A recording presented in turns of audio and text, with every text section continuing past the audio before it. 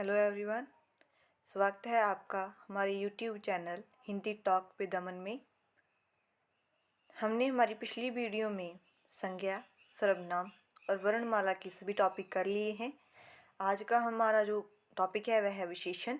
आज हम विशेषण के बारे में पढ़ेंगे। विशेषण क्या होता है, इसके कौन कौन से भेद होते हैं, ठीक है, और क्या क्या एग्जाम्पल्स होती हैं, विशेषण कैसे होते हैं, कैसे बनते हैं, उनके बारे में पढ़ेंगे। वीडियो स्टार्ट करने से पहले जिन्होंने अभी तक हमारे चैनल को सब्सक्राइब नहीं किया, पहले वे हमारे चैनल को सब्सक्राइब कर लें और बेल आइकन को ज़रूर प्रेस कर दें ताकि जो नई नई वीडियोस के नोटिफिकेशन उन तक आसानी से पहुंच सकें। तो चलो स्टार्ट करते हैं हमारी आज की वीडियो। आज की हमारी जो वीडियो है वह है विशेषण। सबसे पहले हम देखेंगे विशेषण होता क्या है। विशेषण क्या होता है? विशेषण होता है जो वह संज्ञा, सर्वनाम के रूप, गुण, संख्या, मात्रा, परिमाण आदि की विशेषता बताते हैं। क्या क्या बताते हैं विशेषण? विशेषण संज्ञा सर्वनाम के, सिर्फ संज्ञा या फिर सर्वनाम, ठीक है, इनके रूप, गुण, संख्या, मात्रा, परिमाण आदि की विशेषता बताते हैं। ठीक है, जिन संज्ञा अथवा सर्वनाम शब्द की विशेषता बताई जाती है, जिन जिन संज्ञाओं या फिर सर्वनामों की जो विशेषता बताई जाती है वह क्या कहलाते हैं? वह कहलाते हैं विशेष्य। ठीक है, जैसे अभी हम देख लें जैसे देख लें हम वे सुंदर है। ठीक है, इसमें जो संज्ञा या फिर सर्वनाम है, इसमें सर्वनाम है वे। ठीक है, अगर यहाँ पर किसी का नाम होता जैसे राम या सीता का नाम होता तो वह संज्ञा बन जाता। ठीक है, यहाँ पर सर्वनाम है। सर्वनाम ये जो है वह विशेष्य है और जो विशेषण है वह क्या है? वह सुंदर है। जो विशेषण है वह जो विशेषण है सुंदर, वह किसकी विशेषता बता रहा है? वह सर्वनाम की विशेषता बता रहा है या फिर संज्ञा की विशेषता बता रहा है। यह विशेषण बन जाता है और ये क्या बन जाती हैं? यह बन जाती हैं विशेष्य। ठीक है, विशेषण संज्ञा सर्वनाम के रूप, गुण, संख्या, मात्रा, परिमाण आदि की विशेषता बताते हैं।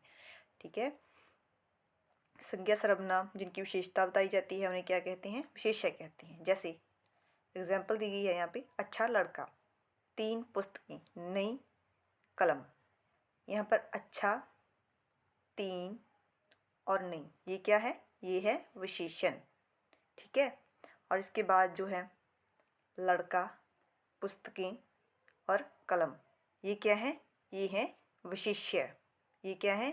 संज्ञा है ये। ठीक है, समझ आ गई इतनी बात? चलो आगे चलते हैं। विशेषण का वर्गीकरण करेंगे अभी हम। विशेषण के कितने भेद होते हैं? विशेषण के 4 भेद माने जाते हैं। गुणवाचक विशेषण, सर्वनामिक विशेषण और परिमाण बोधिक विशेषण, संख्या वाचक विशेषण। आगे हम जो इसकी पूरी की पूरी डिटेल करेंगे कि ये कौन कौन सी हुई, किसके भेद में क्या क्या एग्जाम्पल्स आती हैं। ठीक है, चलो आगे चलते हैं। सबसे पहले आएगा गुणवाचक विशेषण। गुणवाचक विशेषण क्या होता है? जो विशेषण संज्ञा के गुण, रंग, आकार, स्थान, काल आदि का बोध कराते हैं क्या कहलाते हैं? गुणवाचक विशेषण कहलाते हैं। ठीक है, जो संज्ञा के गुण होते हैं, ठीक है, जैसे रंग होता है, आकार होता है, स्थान, काल आदि का बोध कराते हैं, वे क्या होते हैं? वह गुणवाचक विशेषण होते हैं। लेकिन एक बात और ध्यान देने योग्य है कि यहाँ पर जो गुण कहा गया है, यहाँ पर गुण का अर्थ विशेषता से है, अच्छाई से नहीं है। जैसे हम कह देते हैं कि गुण अवगुण, ये वो वाला गुण अवगुण नहीं है। इसमें गुण का अर्थ है विशेषता। उसमें क्या विशेषता है? वह विशेषता अच्छी भी हो सकती है, वह विशेषता बुरी भी हो सकती है। ठीक है, उदाहरण है मोटा, पतला, काला, गोरा। ठीक है, वो बहुत सुंदर है, वह सीता बहुत गोरी है। ठीक है। ये जो सभी हैं जिसमें जो गोरी आएगा, ठीक है, ये गुणवाचक का आएगा, ठीक है, ऐसे ही सभी आएंगे, ठीक है। इसके बाद आएगा सर्वनामिक विशेषण। वे विशेषण जो अपने सर्वनामिक रूप में ही संज्ञा की विशेषता बताते हैं उसे क्या कहते हैं? सर्वनामिक विशेषण कहते हैं। जैसे यहाँ पर एग्जाम्पल दी गई है, एग्जाम्पल के ज़रिए हम इसे समझने की कोशिश करते हैं कि ये क्या होता है। कितने लंबे हो तुम, तुम्हारी स्थिति कैसी है।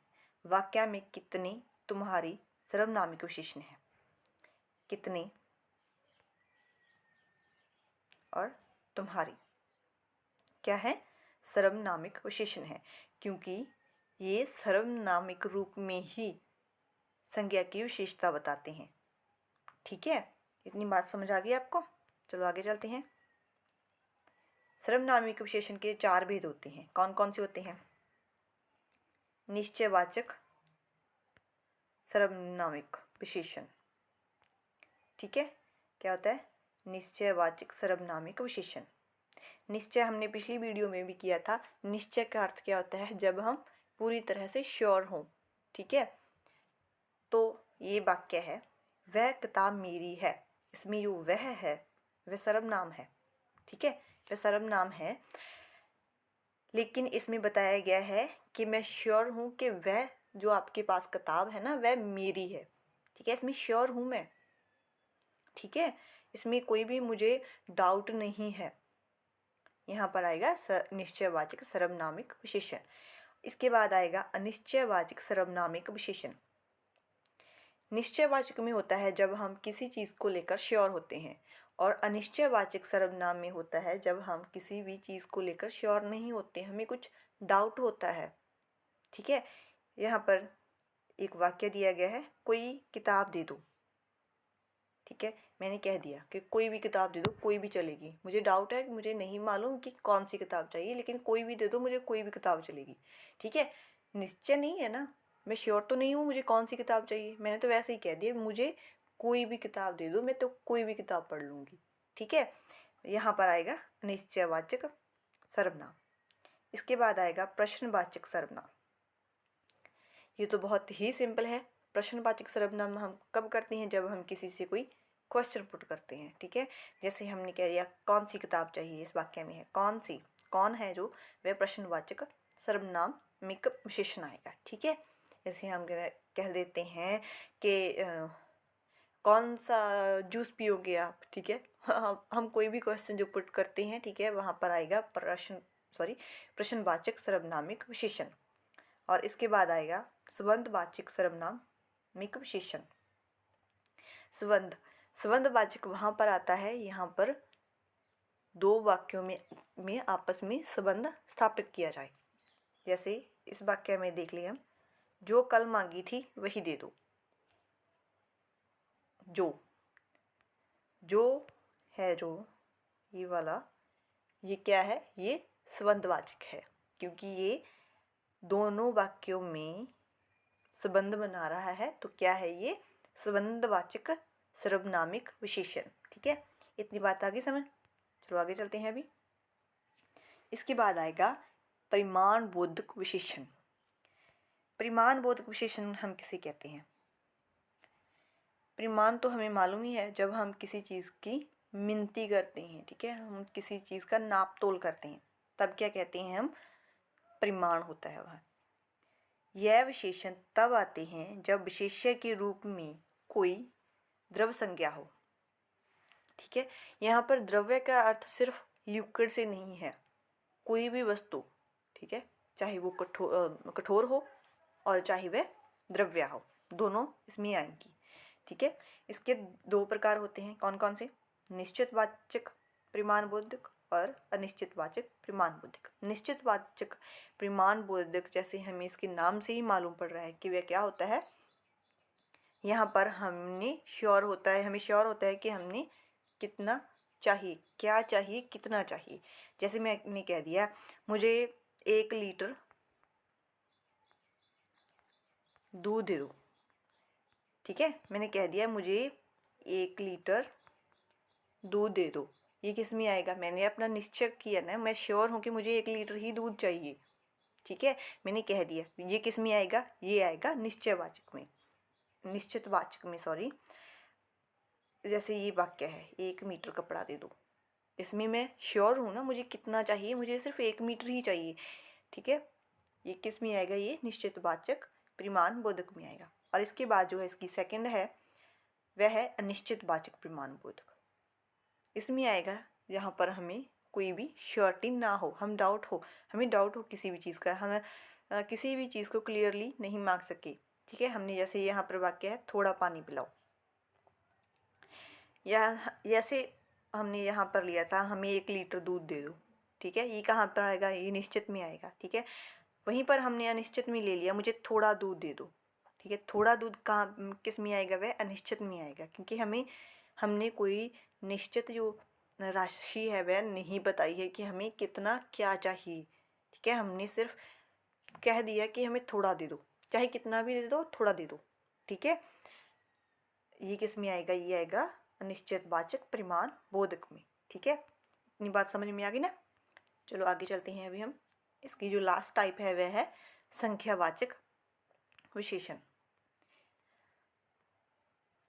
यह विशेषण भी लगभग परिमाण बोधक विशेषण की तरह है, किंतु यह तब आता है जब विशेष्य के रूप में कोई यातिवाचक संज्ञा हो, ठीक है। हमने जो पिछली बार पढ़ा था वह जो परिमाण बोधक था वह क्या था? उसमें द्रव्य आया था, ठीक है। द्रव्य कोई कठोर वस्तु जो सिर्फ वस्तु से रिलेटेड होता है, ठीक है।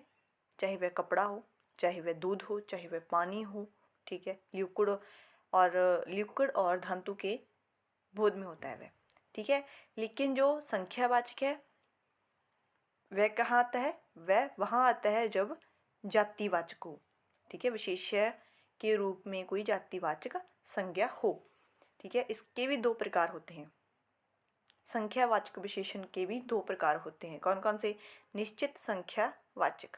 निश्चित संख्यावाचक जैसे हमें नाम से ही पता चल रहा है कि यहाँ पर हमें संख्या के बारे में श्योरिटी होती है, वहाँ पर क्या आएगा? निश्चित संख्यावाचक आएगा, ठीक है।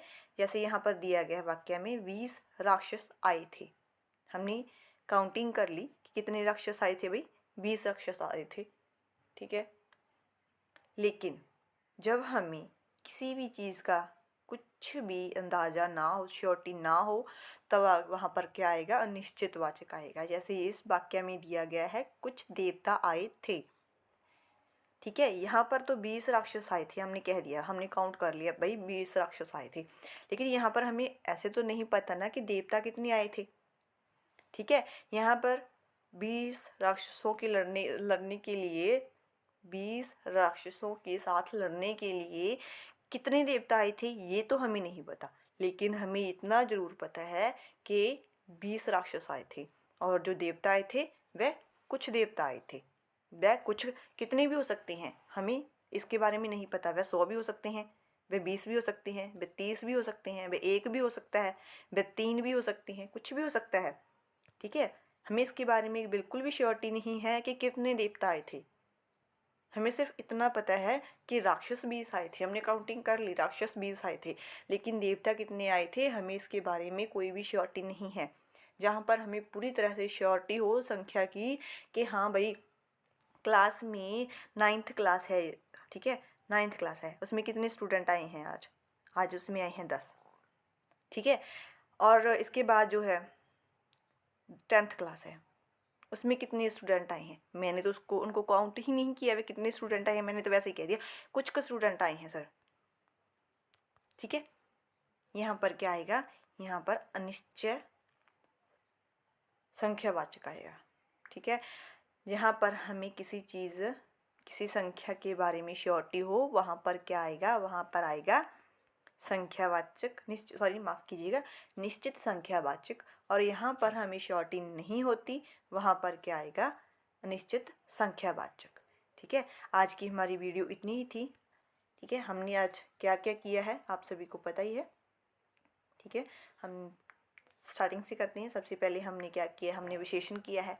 विशेषण क्या क्या होता है, किसे कहते हैं, इसमें क्या क्या एग्जाम्पल्स आएंगे, उनके बारे में हमने देखा है। और इसके बाद हमने देखा है विशेषण का वर्गीकरण। विशेषण के कितने भेद होते हैं? विशेषण के 4 भेद होते हैं, गुणवाचक, सर्वनामिक, परिमाणबोधक और संख्यावाचक। ठीक है, हमने सबसे पहले देखा है गुणवाचक विशेषण क्या होता है, जो किसी विशेषण का, माफ़ कीजिएगा, जो विशेषण किसी संज्ञा के गुण के बारे में का बोध कराता है वह क्या होता है, वह गुणवाचक होता है। सर्वनामिक क्या होता है? जो संज्ञा की विशेषता बताता है लेकिन सर्वनामिक रूप में ही बताता है, उसे हम कहते हैं सर्वनामिक। ठीक है, सर्वनामिक के 4 भेद हैं, निश्चयवाचक, अनिश्चयवाचक, प्रश्नवाचक और संबंधवाचक। और इसके बाद आएगा परिमाणबोधक। परिमाणबोधक वह होता है, यहाँ पर हम किसी द्रव्य संज्ञा की का प्रयोग कर रहे होते हैं। ठीक है, इसके 2 भेद होते हैं, निश्चित परिमाणबोधक, अनिश्चित परिमाणबोधक। और इसके बाद आएगा संख्यावाचक विशेषण। ये क्या होता है? इसमें जब जो संख्या होती है, ठीक है, जो संज्ञा होती है वह जातिवाचक के रूप में आती है। ठीक है, इसके भी 2 भेद होते हैं, निश्चयवाचक सर्वनाम, माफ़ कीजिएगा, निश्चितवाचक संख्यावाचक, माफ़ कीजिएगा, निश्चित संख्यावाचक और अनिश्चित संख्यावाचक होता है। ठीक है, आज की हमारी वीडियो इतनी ही थी। अगर आपको हमारी वीडियो अच्छी लगी हो तो लाइक और शेयर ज़रूर करें। अगर आपको किसी भी तरह का कोई भी प्रॉब्लम आती है तो आप हमारे कमेंट सेक्शन में जाकर कमेंट कर दें। और अगर आपने अभी तक हमारे चैनल को सब्सक्राइब नहीं किया तो प्लीज़ जाकर सब्सक्राइब कर लें। धन्यवाद।